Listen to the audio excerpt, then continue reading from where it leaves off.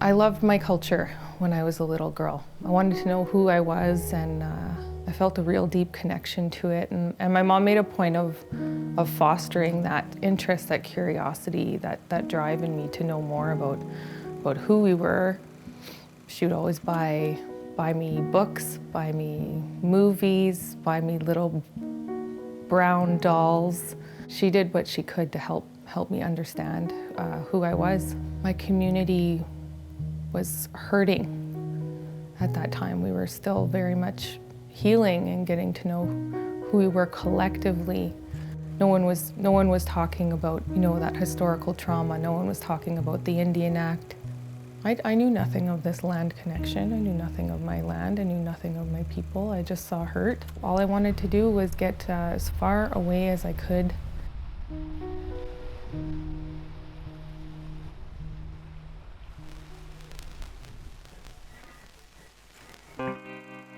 Met my partner. We fell in love very quickly, very unexpectedly, and we got pregnant with our first child. And I started to look back on my life, and I realized I have nothing to offer my child as an Indigenous person. So I did what I knew best, what I was taught when I was little. I started to read books again. When I started to really take the time to learn who I was and to listen to those old people and listen to our language, my mind was just blown wide open to how beautiful and rich and sophisticated our culture was and is. It is still today that way. We planned a hide camp last year. It was sort of the first of its kind in the region. We invited knowledge keeper Marina Nokaho from Pawâmiw Prairie First Nation, and she guided us in fleshing and scraping and preparing a moose hide. And this journalist, one of these journalists, came out for a visit, and she observed everything. She took pictures. She was writing a story for one of the schools. And she said, wow, what a beautiful experience. These are great survival skills. And I said, yeah, they are good survival skills, but this is a lesson in identity. No, we're not going to finish a moose hide here today.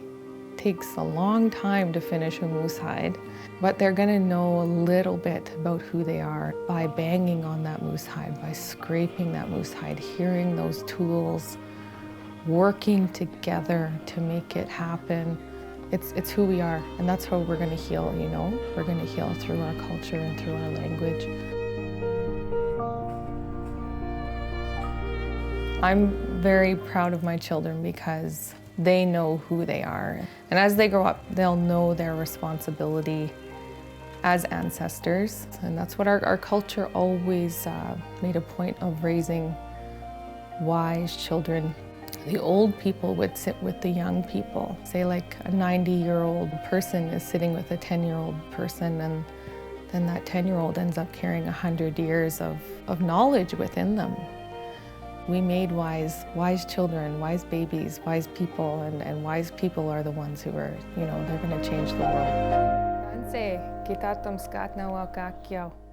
Jes Croucher nitsikasan, neo esqueo eguadenesotlina. Nipsi sagaikan, egwa nipenau sipi o chinia. Nimushum awa Willi Cree, egwa nukum awa Mabel Cree. Egwa nukum nimushum awa Alec Donovan, egwa nukum awa Gail Marler, isikisawak. O kanau e chikwe o mania.